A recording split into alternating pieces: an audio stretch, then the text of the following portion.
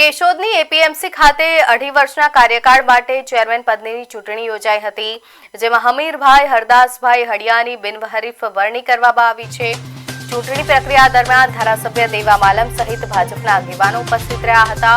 નવનિયુક્ત ચેરમેન હમીરભાઈ હડિયાએ ખેડૂતો, વેપારીઓ અને બજાર સમિતિ સાથે સંકળાયેલા તમામ વર્ગોના હિતોને પ્રાથમિકતા આપી કામગીરી કરવાની પ્રતિબદ્ધતા વ્યક્ત કરી હતી।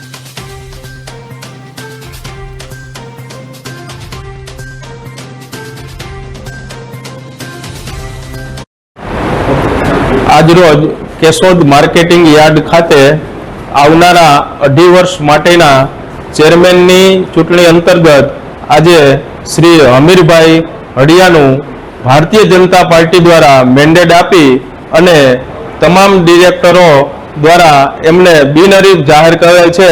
તે બદલ ખૂબ ખૂબ હમીરભાઈ હડિયાને અમે શુભેચ્છાઓ ભારતીય જનતા પાર્ટી દ્વારા પાઠવીએ છીએ।